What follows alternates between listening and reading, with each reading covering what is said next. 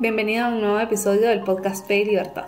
Hoy continuamos con el segundo episodio de esta serie de la presentación de la revista Hombre y Naturaleza, en la que 9 autores expusieron sus reflexiones sobre ecología, transhumanismo, bioética y más.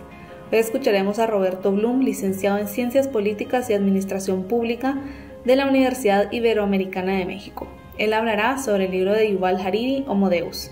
Harari plantea la transición del hombre del Homo sapiens al Homo Deus, donde nosotros somos nuestros propios dioses y por ende los creadores de nuestro futuro y de nuestro presente. ¿Cómo podría cambiar el poder global a medida que la fuerza principal de la evolución, la selección natural, sea reemplazada por un diseño inteligente? Ojalá que disfrutes de este episodio. Gracias. Estoy muy contento de estar aquí con ustedes y de hablar un poco sobre este texto de Homo Deus, una historia del futuro. A mí me parece muy interesante este divertimento que hace Harari, porque obviamente no se puede hacer una historia del futuro, pero sin embargo es un intento que me parece muy interesante sobre la visión transhumanista.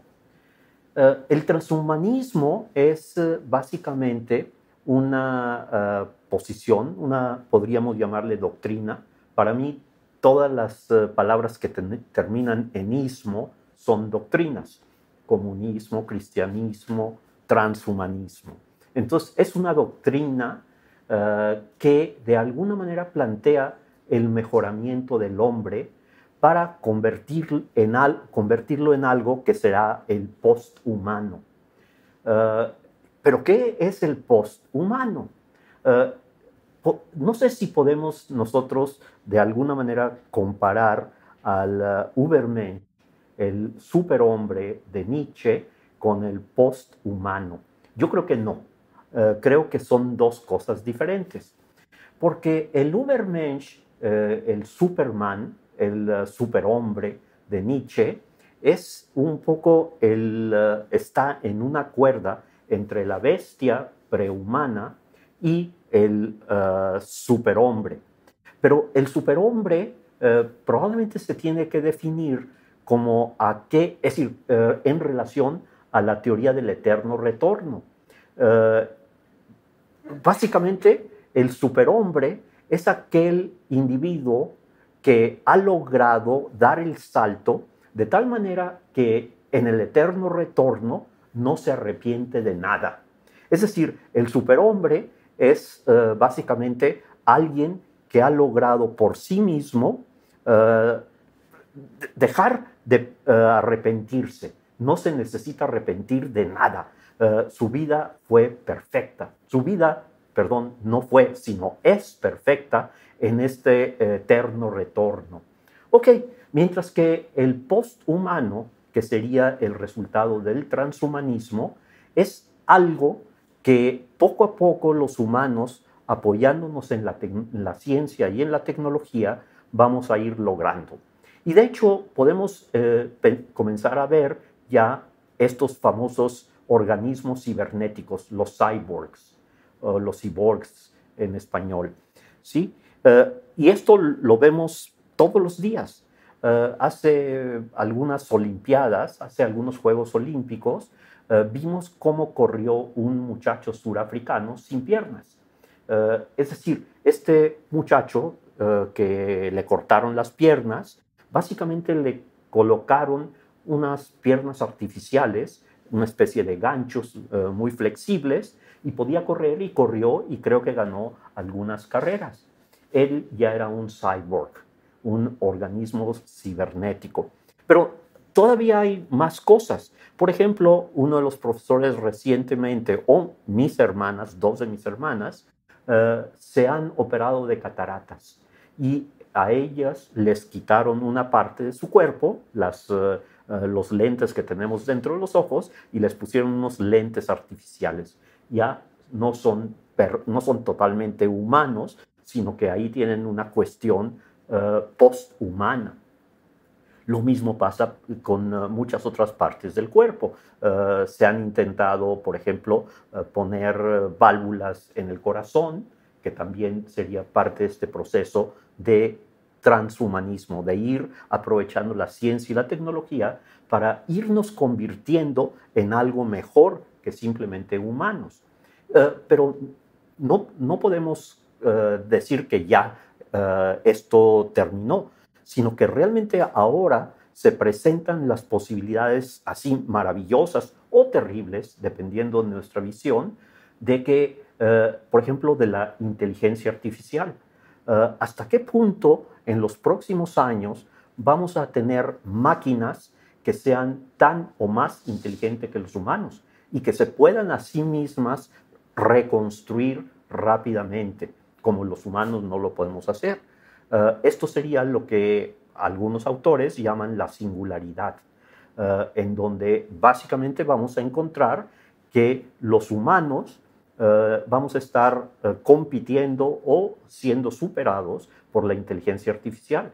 Pero no solamente eso, tenemos el caso, por ejemplo, de la ingeniería genética, donde ya no se trata simplemente de aprovechar los genes que tenemos. Y aquí hay ejemplos así que ya existen. Yo puedo contarles, por ejemplo, espero que lo que sucede aquí no salga de aquí. Yo quisiera, es decir, yo podría contarles que, por ejemplo, mi hijo mayor, que tiene ya 3 hijos, ahora con una segunda mujer, decidió que quería tener un nuevo hijo y entonces lo hicieron mediante inseminación artificial y ellos escogieron tener un varón. Y van a tener un varón. Todavía no nace el niño, pero va a ser un nuevo nieto que yo voy a tener. Un nieto, de alguna manera, que ya fue creado, concebido de una manera artificial. Es decir, aprovecharon el óvulo de la esposa, el esperma de mi hijo, pero escogieron el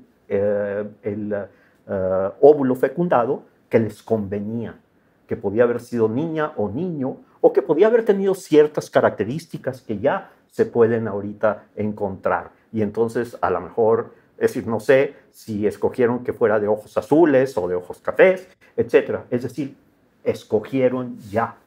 Y esto es parte de este proceso transhumano, en donde estamos mejorando. Ahora, esto, como mencionaba yo, puede parecer terrible o puede ser fascinante.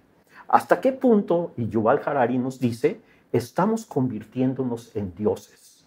Por eso el título del libro se llama Homo Deus, el hombre hecho Dios.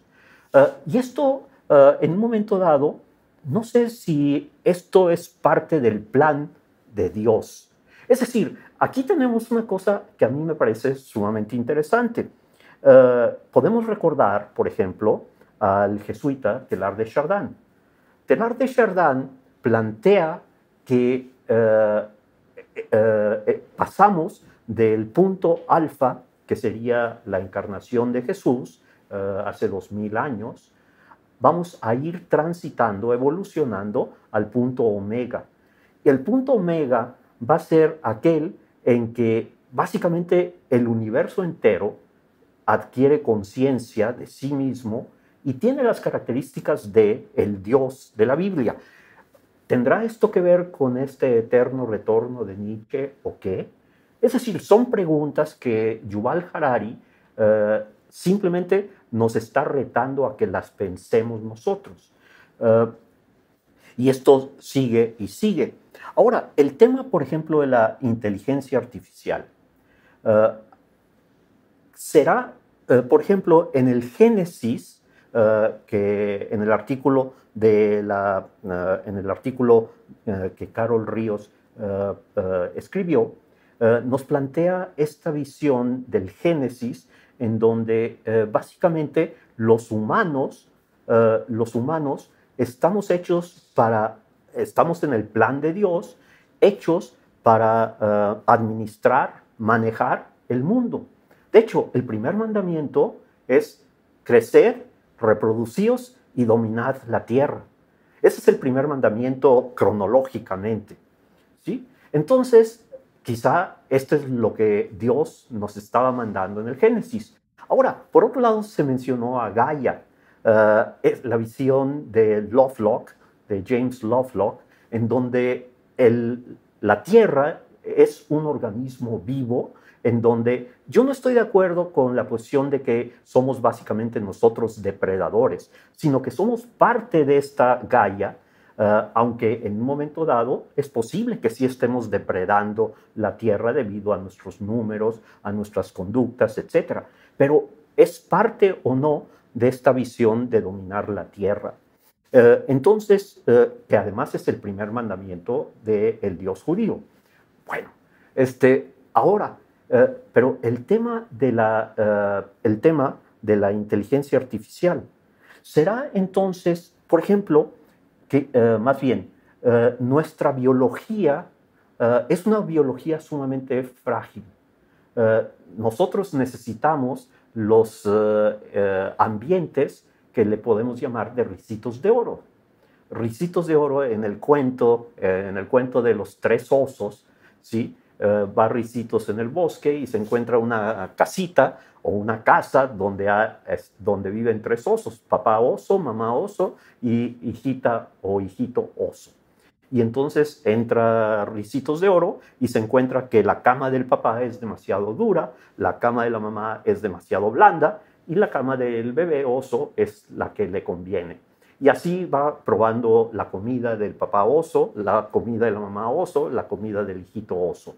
Y otra vez, la de Ricitos de Oro es la que le conviene.